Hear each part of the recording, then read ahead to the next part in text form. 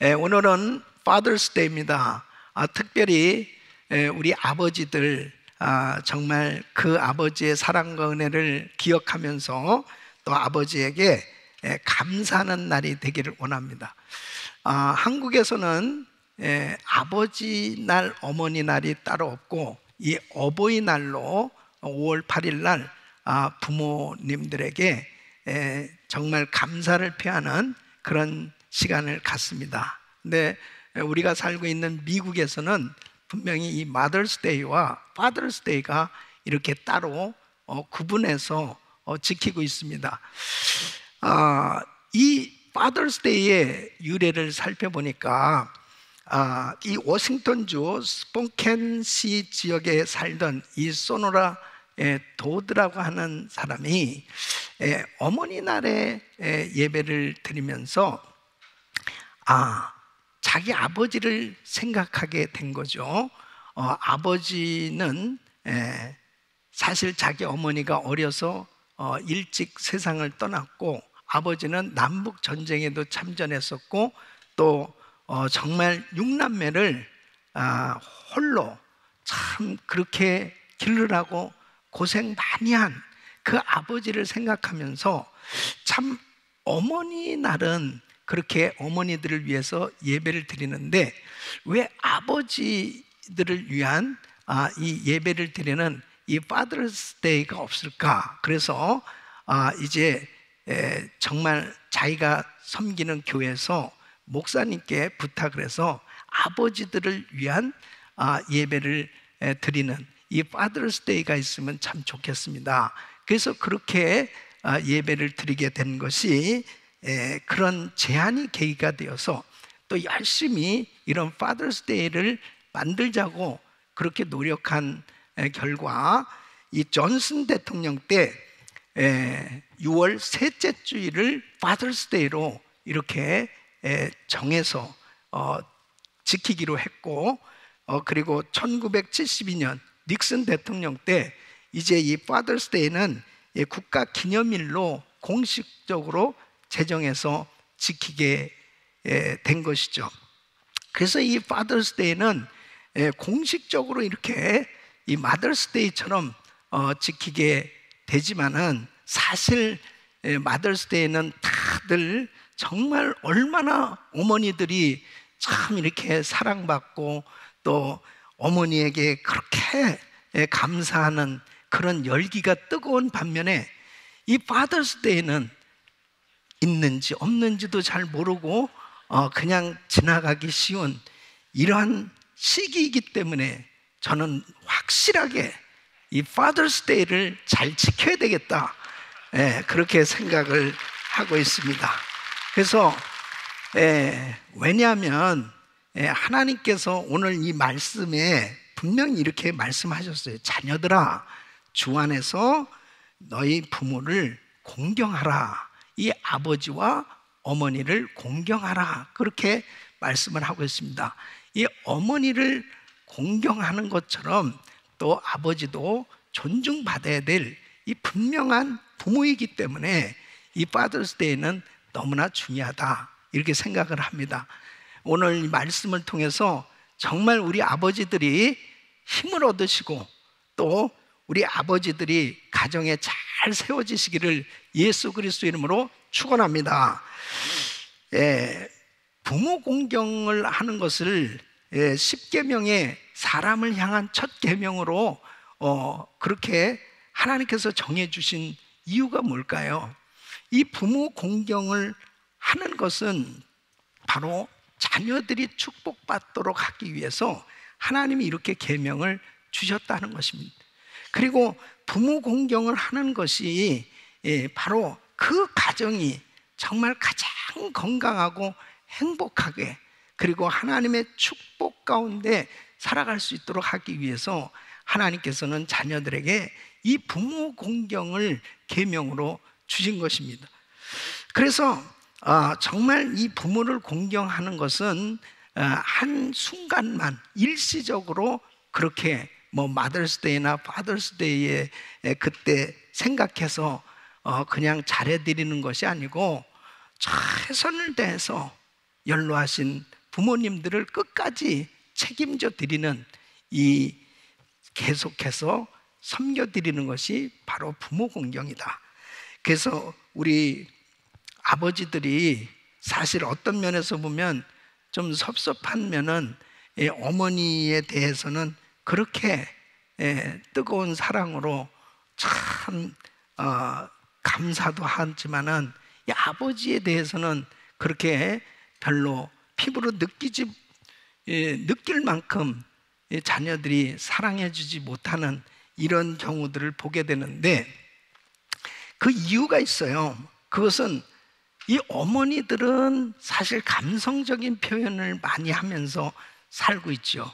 그래서 태어나면서부터 이제 젖을 물리고, 그리고 그 모든 피곤을 마다하고 아이들을 다 치닥거리를 하면서 그렇게 고생하면서 사실은 피부에 와닿게 엄마와의 이 관계는 아주 이렇게 밀접한 그러한 관계 속에서 이렇게 살아오고 있지만은, 또 아버지들은 아무래도 그렇게 참 가깝게 표현되어지는 이런 부분들이 적다 보니까 아무래도 아버지가 자녀를 사랑하는 이 표현이 어머니보다는 훨씬 부족한 그런 면에서 어떤 면에서는 잘 그 사랑이 전달되지 못하므로 이런 관계가 또 어려울 수도 있지 않나, 그런 생각을 합니다. 그런데 사회학자들에 의하면은 정말 우리가 살고 있는 이 미국의 가장 큰 문제들, 사회 문제를 살펴보면 아버지 부재 현상에서 나타나는 것이다. 그러니까 이 아버지의 역할, 이 건강한 아버지의 역할이 부재한 가정에는 반드시 자녀들에게 문제가 생겨지고 있는 것을 그 통계적으로 이야기를 하고 있습니다. 그러니까 아버지 부재 가운데 성장한 자녀들은 자꾸 관계가 잘 안 된다는 거죠. 친구를 사귀는 것도 힘들고, 그리고 우울증, 분노, 또 범죄할 가능성이 크다고 하는 겁니다. 그러니까 아버지의 존재가 그만큼 가정에서 얼마나 중요한가 하는 것을 말하는 거죠. 여러분, 이 동성애자에 대해서 왜 동성애자가 되느냐에 대한 연구를 한 이 보스턴 대학의 리차드 필라드 박사는 아버지와 거리감이 클수록 자녀들이 동성애자가 될 그런, 그 동성애자 자녀가 생길 그런 가능성이 높다. 그러나 안정되고 또 사랑에 깊은 관계가 있는 부모 아래서 자란 아이들은 이 동성애자가 될 확률이 희박하다, 그렇게 말을 하고 있습니다. 그래서 그 동성애자들로 이루어진 이 스터디 그룹 가운데 이 84%는 아버지가 가정에 대해서 무관심하고, 또 이 어린 시절 전혀 그 관심을 받지 못하고 자란 그런 것에 대해서 이야기를 하는 거죠. 아버지에게 사랑받는다고 느껴본 적이 없다.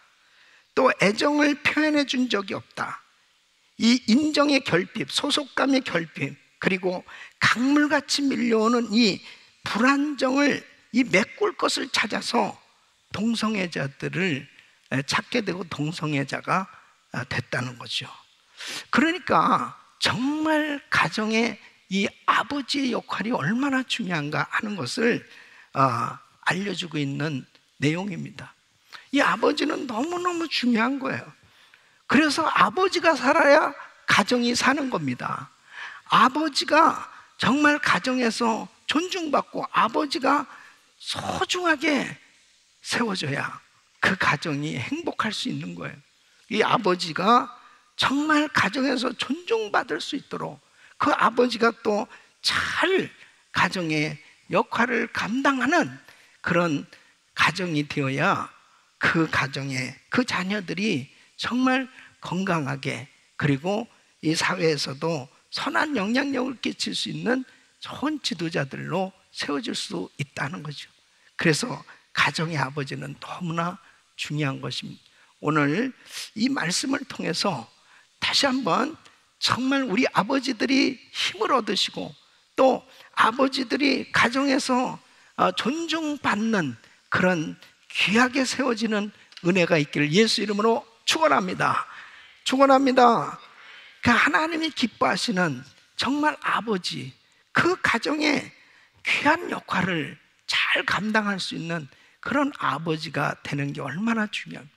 그 아버지는 어떤 역할을 하고 있는가, 또 어떤 역할이 정말 이 가정을 정말 바로 잘 세우는데 중요한 그러한 사명인가 하는 것을 오늘 이 말씀을 잘 들으시고, 정말 우리 아버지들이 다시 한번 이 사명감을 가지고 우리 가정을 잘 세워가고, 그리고 정말 하나님이 기뻐하시는 그런 건강한 가정을 세우셔서 우리 하나님께 영광을 돌리는 복된 삶이 되시기를 예수 이름으로 축원합니다.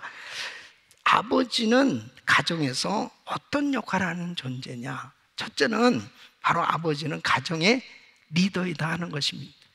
여러분, 아버지는 가정을 책임지는 리더입니다. 자, 에베소서 5장 22절로 23절을 보면, 아내들이여 자기 남편에게 복종하기를 죽게 하듯 하라. 이는 남편이 아내의 머리됨이 그리스도께서 교회의 머리됨과 같음이니 그가 친히 몸의 구주시니라.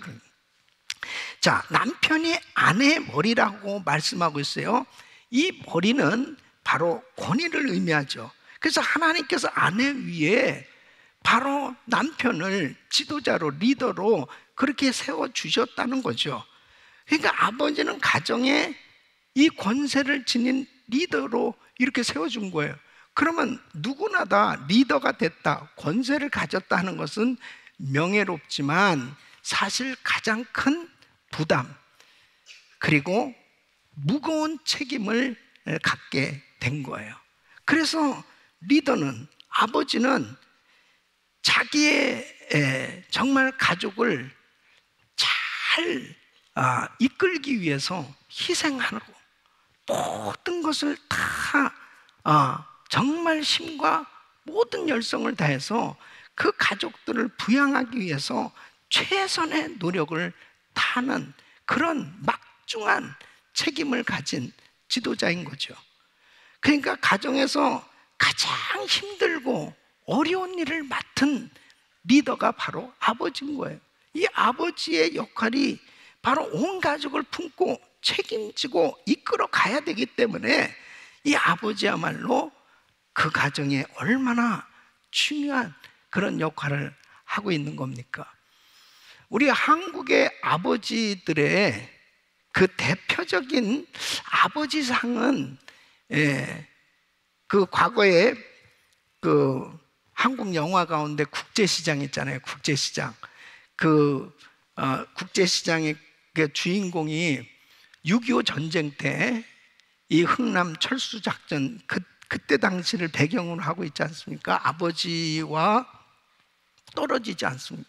아버지는 이제 북한에 남게 되고, 그 가족들과 함께 이제 그 배를 타고 떠나면서 아버지가 그 아들에게 이제 가족을 네가 책임져야 된다, 그 책임. 그래서 이 주인공은 이제 그 가족을 책임지기 위해서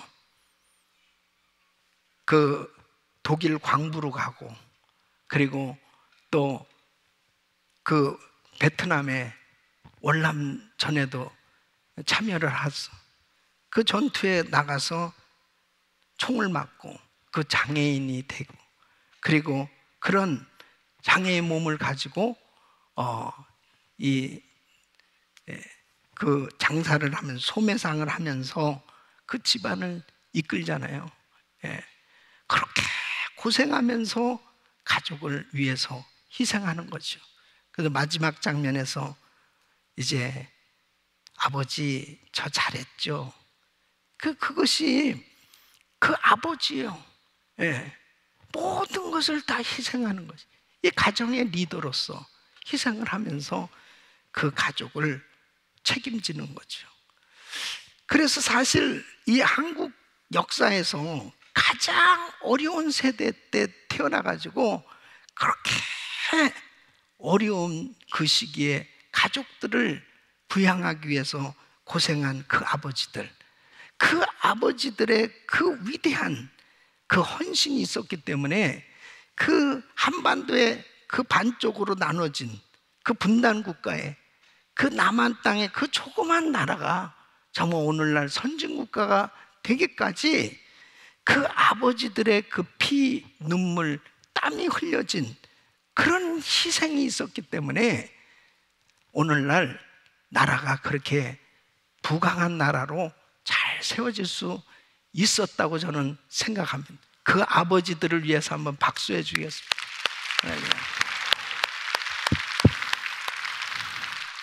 그게 아버지. 그러니까 가정의 리더는 참 그렇게 희생하지 않고서는 그 가정이 온전히 세워질 수가 없는 거죠. 여러분, 이영말 이 미국 땅에 와서 사실 이민 생활하는 것이 얼마나 힘듭니까? 정말 제대로 언어도 잘 안 되고, 그리고 정말 외국에 와가지고 정말 이 가정을 제대로 세워가기 위해서 참 갖은 고생을 하면서 이 아버지들이 사실 정말 자녀들을 양육하기 위해서, 가정을 이끌어가기 위해서 갖은 고생을 많이 하면서 이민 생활을 하고 있는 거예요. 그래서 이 가정의 리더는 정말 이렇게 희생을 감수하면서 그렇게 섬기는, 그런 책임지는 그 역할을 하는 것이 바로 아버지다. 여러분, 창세기 47장 9절에 보면은 야곱이 이제 바로 왕 앞에 가서 자기를 이렇게 소개를 합니다. 내 나그네 길의 세월이 130년이니이다. 나의 연사가 얼마 못 되니 우리 조상의 나그네 길의 세월에 미치지 못하나 험악한 세월을 보내었나이다. 그러니까 험악한 세월을 보냈다는 130년 동안 자기가 살았는데 정말 내 인생이 참 힘들었습니다. 그 야곱이 부인이 넷이거든요. 라헬, 레아, 비라, 실바, 네 여자를 통해서 13 자녀를 얻었습니다. 그래서 아들이 12이요, 딸이 하나예요.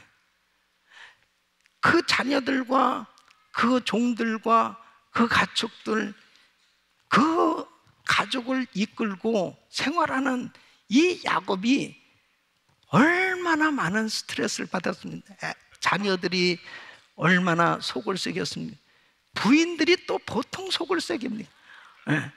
내가 봐서는 아마 이 부인들 때문에 야곱이 머리숱이 없었지 않을까 그러죠.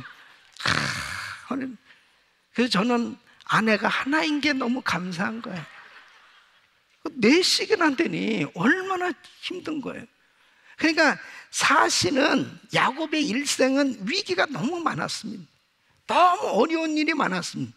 그때마다 하나님이 도와주셨어요. 그리고 이 야곱의 그러한 삶을 통해서 결국 정말 자녀들이 잘 세워져서 12지파의 12족장들, 그리고 그 가족을 통해서 온 세계를 구원할 메시아가 이 땅에 오시게 되는 이러한 영광스러운 그런 축복의 통로로 쓰임받게 됐던 걸 볼 수 있습니다. 아버지 야곱은 참 많은 고생을 했지만 결단코 헛된 수고가 아니었다 하는 것을 알 수 있죠. 오늘날도 마찬가지입니다. 우리 아버지들이 사실 많은 고생을 하고 수고하고 있잖아요. 정말 이민 생활하는 건 너무 힘들고, 또 정말 자녀들을 양육하는 것도 얼마나 힘들어요. 여러 가지 많은 이 스트레스를 받을 수밖에 없는 이런 힘든 이민 생활 가운데서도 아버지는 수고하고 희생하고 정말 말할 수 없는 어려움을 겪으면서 가정을 지키고 있는 가정의 리더로서 여러분들의 수고는 결단코 헛되지 않고 열매를 맺게 되는 줄로 믿습니다. 그래서 우리 아버지들이 가정의 리더로 잘 세워지는 것, 이것이 얼마나 중요한지 모릅니다. 우리 아버지들을 위해서 격려의 박수 해주시기 바랍니다. 두 번째는 이 아버지는 가족을 보호하는 것입니다. 아버지의 역할은 가족을 이끌어 갈 뿐 아니라 보호하는 울타리 역할을 하고 있는 거죠. 그래서 목자가 양떼들을 지키듯이 아버지는 영적으로나 정신적으로나 그리고 육체적으로 사회적으로 모든 위험에서 가족들을 보호하는 그리고 지키는 그런 의무가 있는 거예요. 그 역할을 하는 것입니다. 아브라함이 자기 조카 롯의 가족들과 함께 자기 가족들이 납치되어서 그 어려움을 겪고 있을 때 목숨 걸고 찾아가서 그 가족들을 다 구해오잖아요. 이게 아버지예요.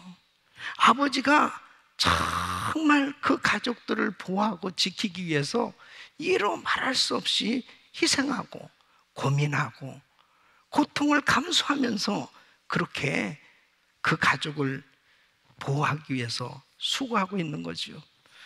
마치 목자가 양떼들을 그 돌보기 위해서 위험을 무릅쓰고 정말 수고하는 것처럼 가정의 아버지는 이렇게 수고하고 있는 겁니다. 그럴 때 중요한 것이 뭐냐?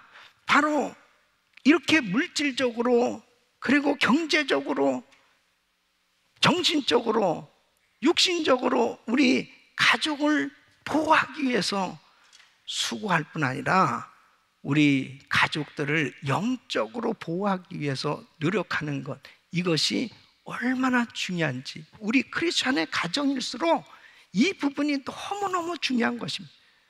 그래서 이 자녀들과 대화를 하고 가족과 대화를 통해서 이 가정의 리더인 아버지가 바로 이 자녀들이 지금 어떤 문제가 있는지를 바로 이해하고 그 자녀들을 잘 보호하기 위해서 그 자녀들이 영적으로 지켜주기 위해서 은혜 받을 수 있도록 그렇게 인도해 주는 것이, 이것이 바로 우리 크리스찬 가정의 이 아버지들의 중요한 역할이라고 하는 사실입니다. 여러분 보세요. 엘리에게 두 아들들이 있습니다. 홈리와 비느하스 두 아들이 있었습니다. 이 엘리는 제사장이에요. 이 성전에서 이 자녀들을 길렀지만은 사실 이 홈리와 비느하스는 하나님을 알지 못했다고 그랬습니다. 은혜를 받지 못했어요. 그러니까 결국 이 자녀들이 잘못된 삶이 되었고 이 집안이 어려움을 겪고 망하게 되었던 걸 볼 수 있습니다. 하나님의 그 큰 축복을 받을 수 있었던 이 가정이 왜 이렇게 됐느냐? 바로 자식을 어려서 영적으로 지켜주지 못했던 거예요.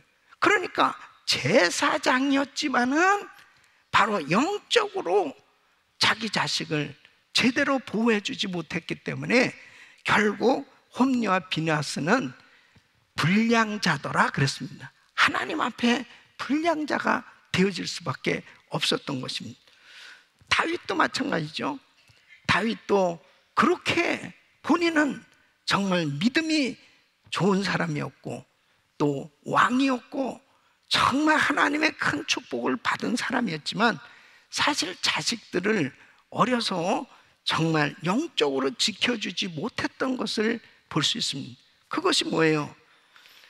암논이라는 아들이 그 자기 이복 동생을 강간을 하고 욕을 보이고 이런 일을 통해서 또 압살롬은 그 형제를 보복하기 위해서 결국은 암논을 죽이고 그리고 아버지를 반역하고 그리고 아도니아라는 아들은 교만해서 자기 스스로 왕이 되려 하다가 죽게 되는 이런 자식들이 이렇게 생겨질 수밖에 없었던 것이 뭐냐?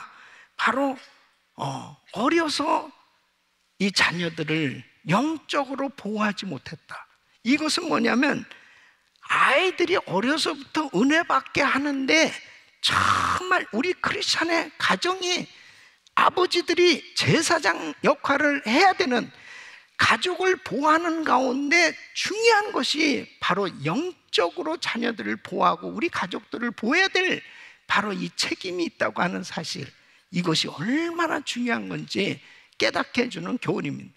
그러니까 정말 하나님 앞에 우리 가족을 보호하기 위해서 물질적으로 뭐 여러 가지로 참 그걸 공복하기 위해서 고생하고 수고하는 아버지들이지만, 더더욱 우리 아버지들이 제사장으로 영적으로 우리 가족을 보호하기 위해서 더 성령 충만함을 받아야 될 줄로 믿습니다.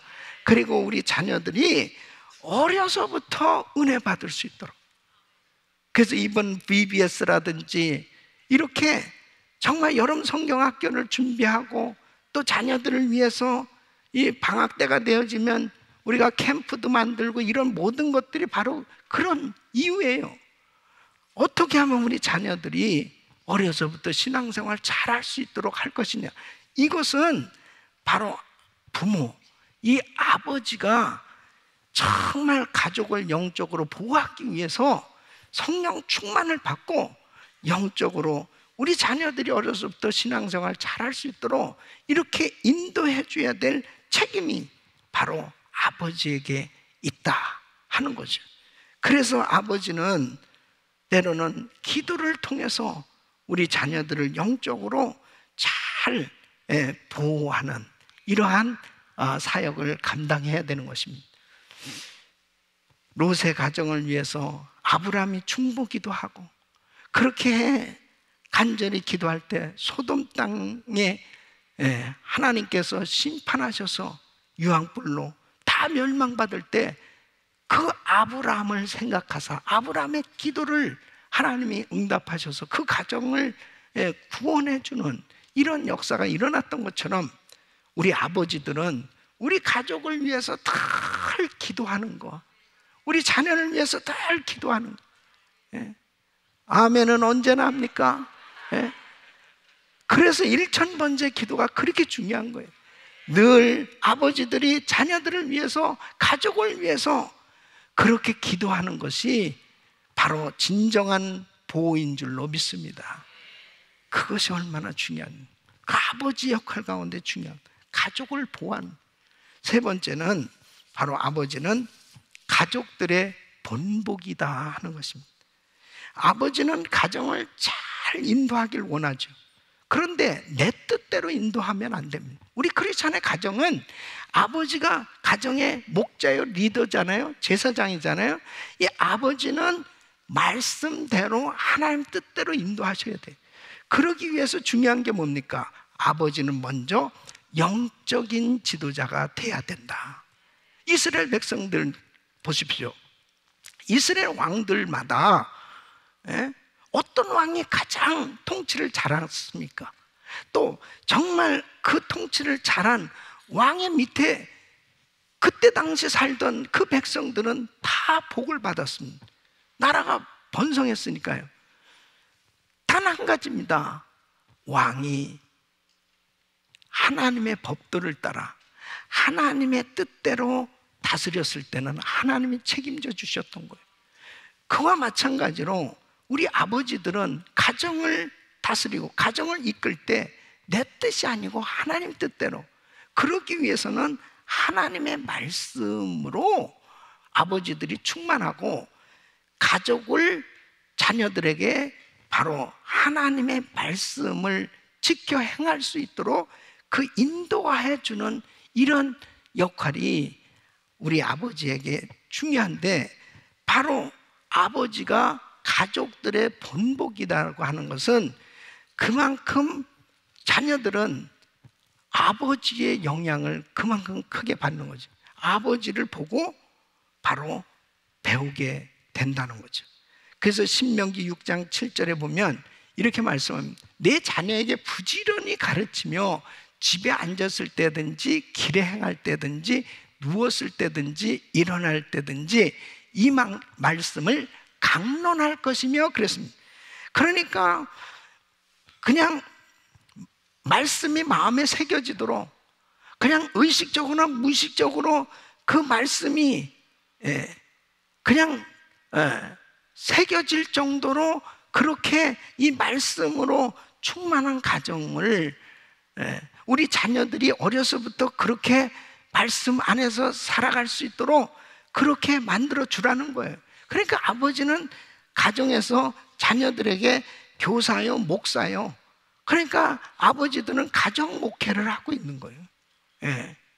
그러니까 열왕기상 15장 11절에 보면 아사가 그 조상 다윗같이 여호와 보시기에 정직하게 행하여, 그러니까 다윗같이 그랬어요.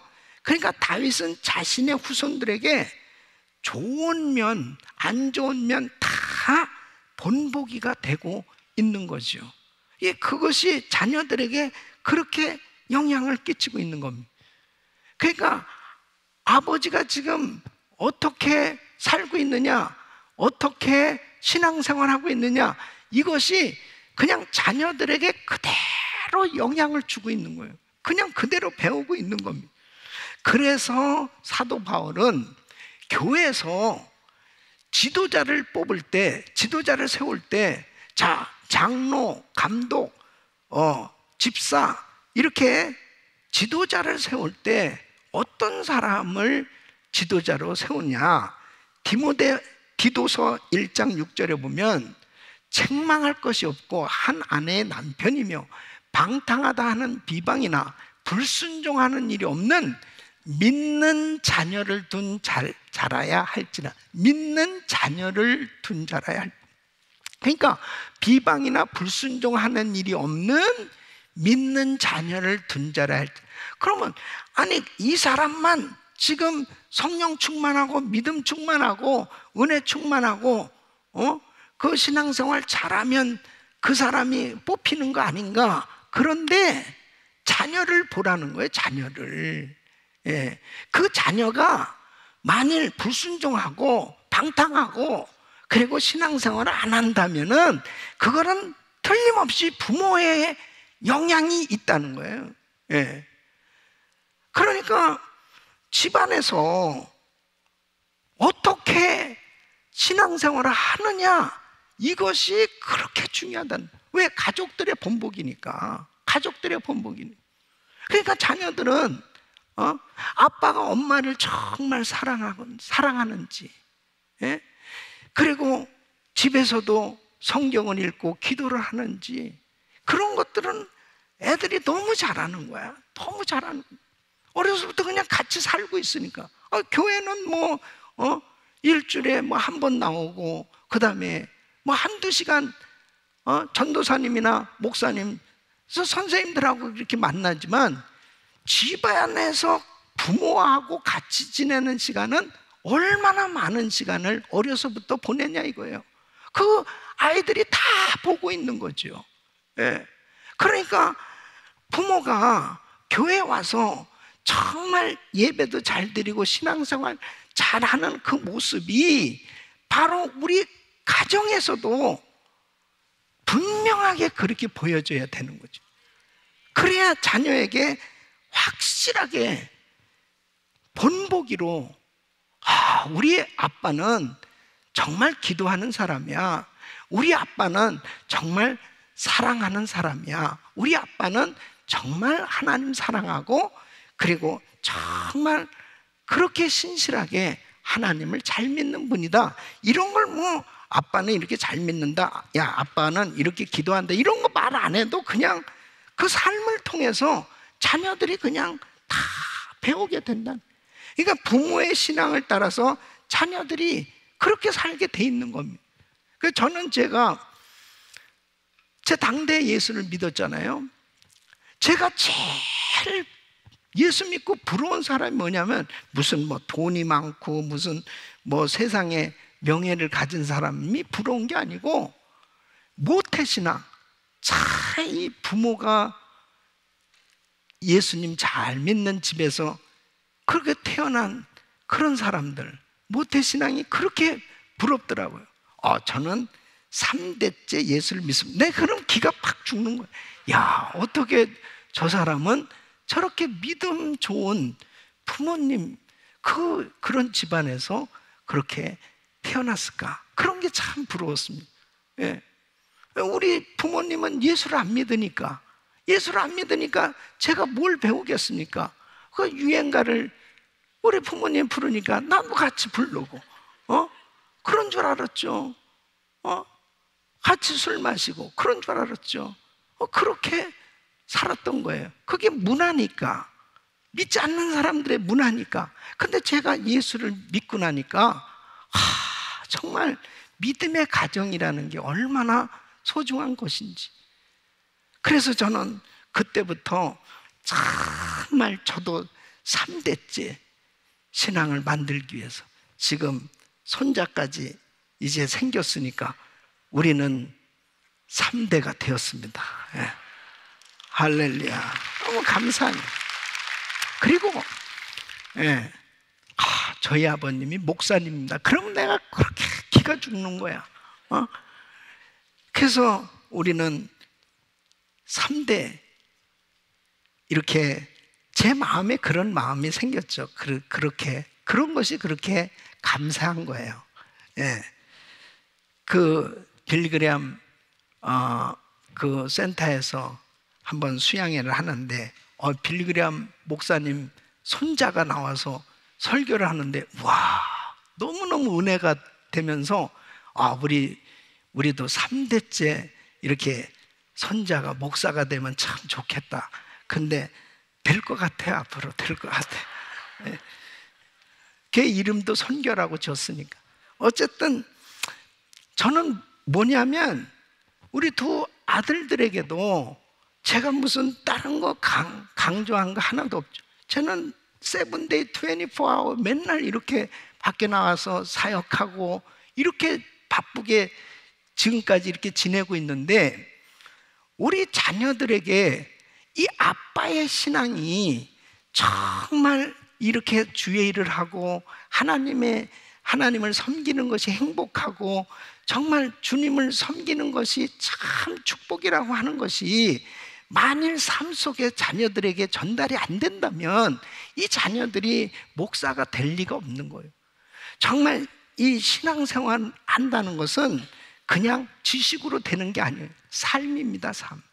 그러니까 정말 아버지는 가족들의 본보기가 되지 않으면은 절대로, 어떻게 가족들에게 본보기가 될 것이냐. 선한 영향력 가운데 가장 큰 영향을 끼치는 바로 부모가 아버지다. 그래서 가정의 리더로서 우리 자녀들에게 정말 신앙의 본을 보일 수 있기를 예수 이름으로 축원합니다. 그것이 다른 것보다도 그냥 우리 부모가 예수 잘 믿으면 되는 거예요. 다른 거지 아니죠. 아버지는 집에서도 기도하시는구나. 아버지는 정말 우리 엄마한테도 저렇게 사랑으로 잘 대해주고 참 아름답게 사랑의 관계를 만들고, 그런 그냥 자연스러운 거, 뭐 대단한 것도 아니죠.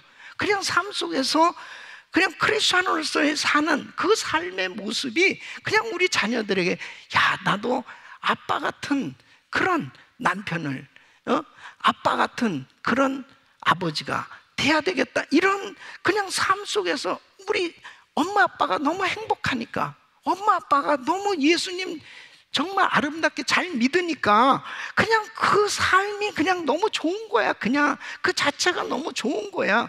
그렇게 신앙생활을 해야 되는 거예요.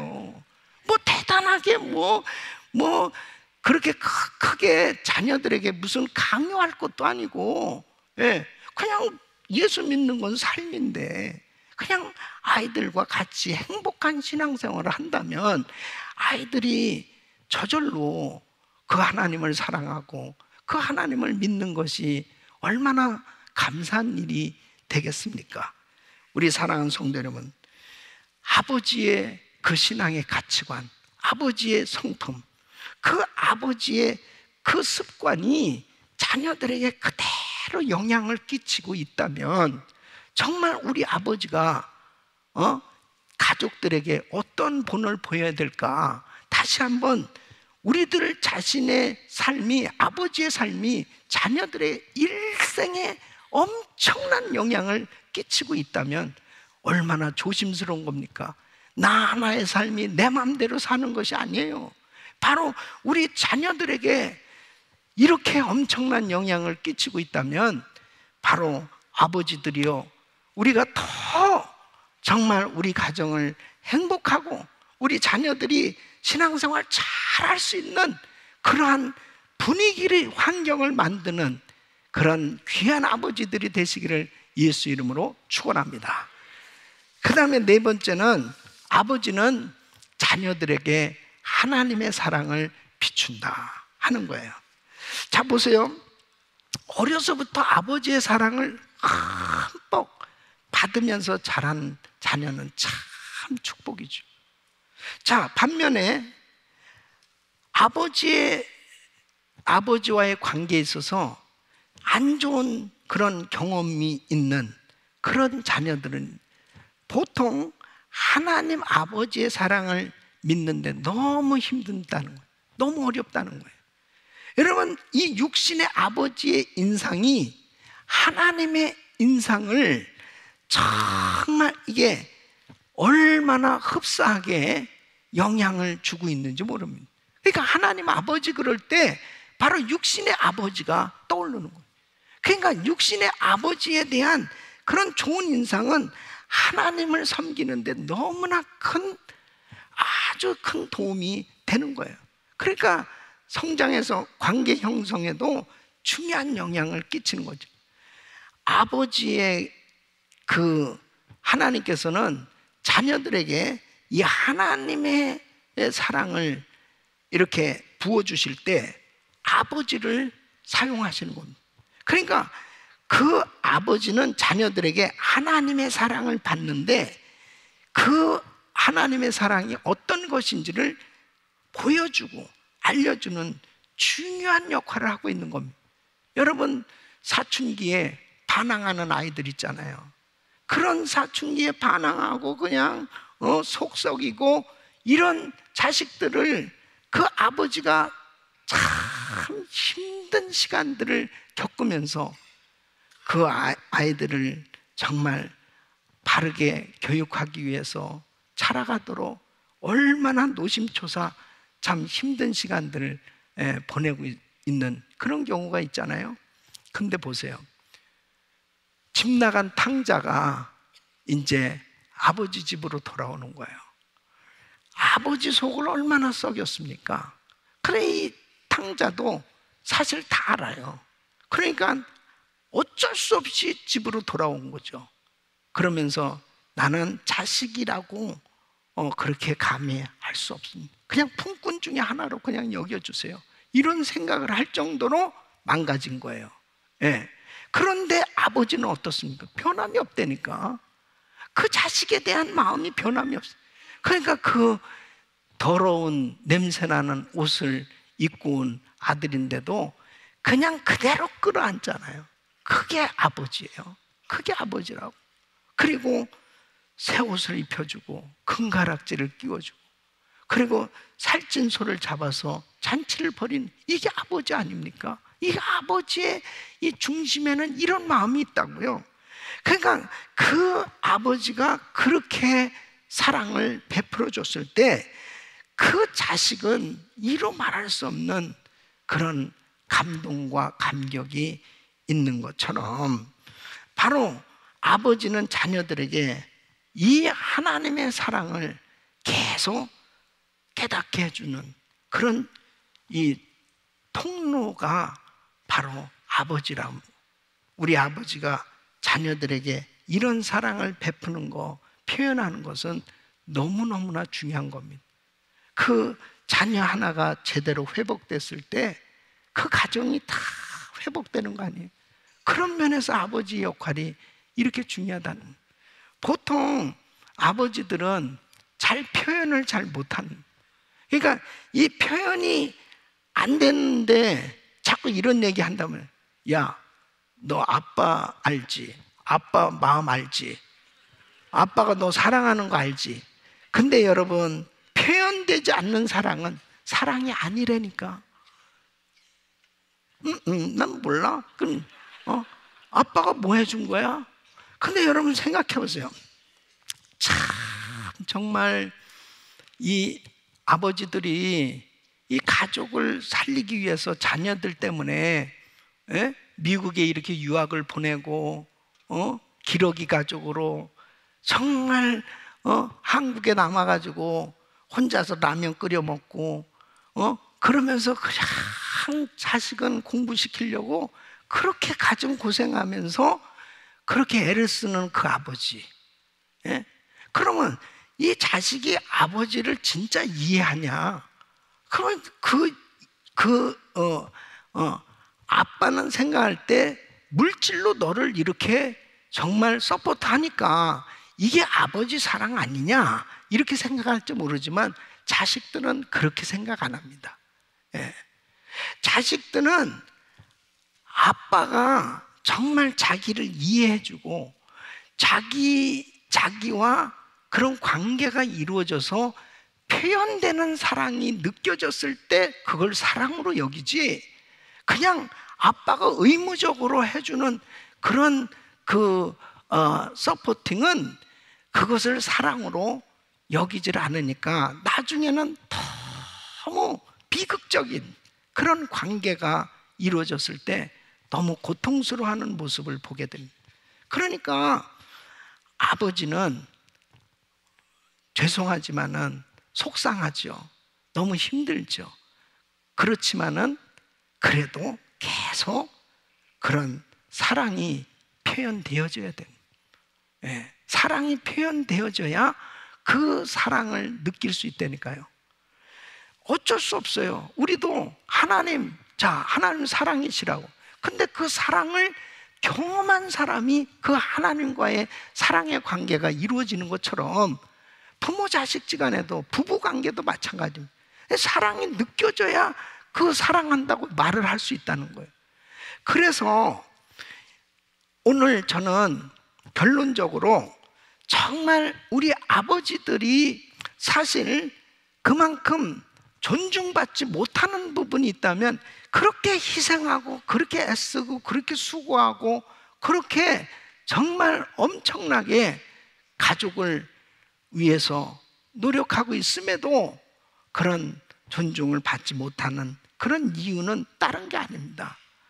사랑이 표현되지 못한 것에서 발생되어지는 그러한 간격이 있기 때문에 그런 일들이 생겨지는 것이, 정말 이 아버지들이 좀 더 이런 사랑이 표현되어질 수만 있다면 이 가정들이 다 정말 행복한 가정으로 이렇게 세워지리라 저는 생각하고, 사랑이 표현되어질 수 있기를 축원합니다.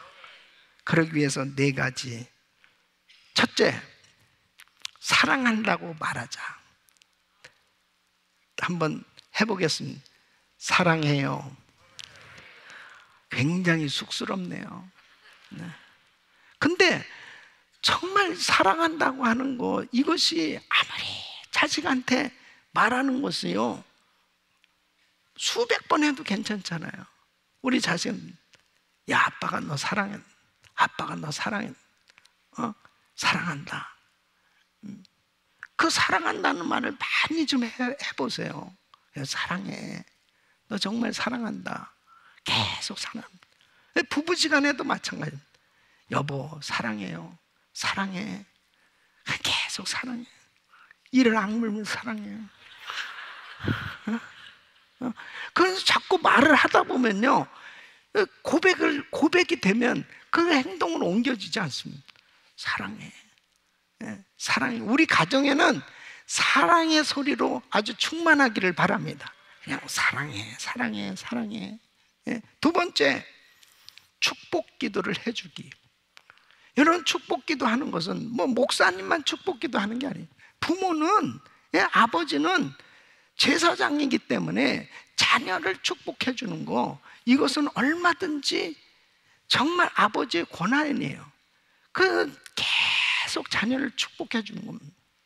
잘 때도 축복해 주고, 그리고 학교 갈 때도 축복해 주고, 만나면 축복기도 해 주는 거예요. 여러분, 자녀가 아빠가 이렇게 사랑한다고 말하죠. 그 다음에 자기를 붙들고 이렇게 축복기도를 해주죠.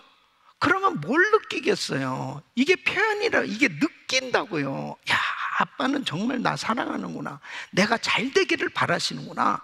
이렇게 그 축복을 받으면서 자란 자식은 축복된 인생이 되는 겁니다. 세 번째는 많이 안아주기. 안아주는 거야, 그냥. 이거는 이 표현이 얼마나 중요한 겁니다. 이게 참 너무나 요즘은 진짜 팬데믹 기간 동안에 가장 안 되는 게 아브라조가 잘 안 되잖아요. 예? 이게 서로 허그하는 게 잘 안 되잖아요. 그런데 이제는 제가 작정한 게 있습니다. 마스크를 2개를 쓰고라도 안아줘야 된다. 예? 아멘. 안아주는 게 그렇게 중요한 겁니다. 자꾸 안아줘야 됩니다. 예. 어려서부터도 우리 아들, 우리 딸 안아주는 분, 그렇게 안아주면은 많이 안아주는, 그러니까 그게 느낌이죠. 예? 그렇게 아이가 우는 거는 좀 안아달라고 그러는 건데, 그거를 안 안아줘서 그 아이에게 상처를 주는 겁니다. 그래서 많이 안아주는. 네 번째는 문자 메시지 보내는 겁니다. 문자 메시지 보내는데 좋은 내용만 해놓는, 너를 사랑한다, 너는 정말 자랑스럽다, 그리고 좋은 그런 내용으로 그렇게 문자를 보내주고, 이런 것들이, 자 보십시오, 무슨 돈이 많이 드는 일이에요? 아니면 무슨 그렇게 큰 시간이 드는 그런 일입니까? 이것을 만일 생활을 한다면은 정말 우리 가정은 천국이 되어질 수 있는 거예요. 그러니까 뭘 대단한 일을 해야만 우리 가정이 행복한 게 아닙니다. 저는 이 4가지를 우리 자녀들하고 어려서부터 지금까지 해오고 있는 거예요. 그러니까 우리 자녀들이 지금 성장해서 결혼하고 자녀들을 낳고 분가를 했어도 어려서부터 지금까지의 그런 관계가 지금도 계속 이루어지고 있는 거예요. 그 손녀들에게도 내가 사랑한다고 축복기도 해주고 많이 안아주고, 그리고 정말 그 아이들과도 그런 관계니까 잘 어려서 몰라도요, 할아버지는 나를 사랑하나 보다, 이런 것만큼은 느낄 수 있는. 한국에 있으니까 내가 만나지도 못하잖아요. 그러니까 전화기 가지고 얼마든지 아무리 바빠도 뭐 그냥 작은 시간에라도 생각나면 그냥 페이스톡 하면 얼굴이 뜨니까 그렇게 또 기도해주고 사랑한다고 얘기해주고, 그런 그 관계가 사랑을 표현하게 되어졌을 때 우리 가족이 그래도 건강하게 정말 아빠를 존경하고 존중하고, 그리고 정말 사랑의 이런 관계가 이렇게 형성이 되어 가고 있습니다. 우리 사랑하는 성도 여러분, 저는 가정교회도 마찬가지라고 생각합니다. 가정교회 우리 목자님에 대해서도, 목녀에 대해서도 여러분 좀 사랑한다고 얘기해 주세요.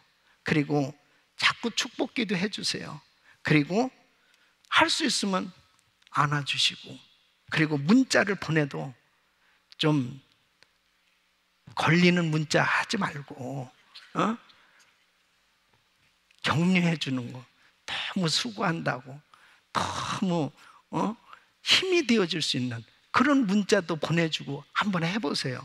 그러면 우리 그룹, 우리 가정교회, 그리고 여러분이 만약 회사를 다녀도 마찬가지, 여러분의 직장도 마찬가지, 이렇게 4가지를 정말 그대로 한번 적용해 보면 바로 그 하나님의 사랑이 나를 통해서 작은 일에서부터 자꾸 전달되기 시작하잖아요.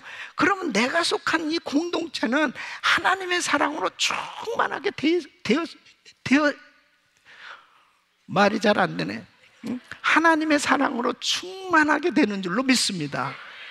그래서 정말 저는 우리 교회가, 우리 성도님들의 가정이 정말 행복하다고, 그렇게 하나님께 영광을 돌리는 그런 아름다운 가정들로 세워질 수 있기를 예수 이름으로 축원합니다.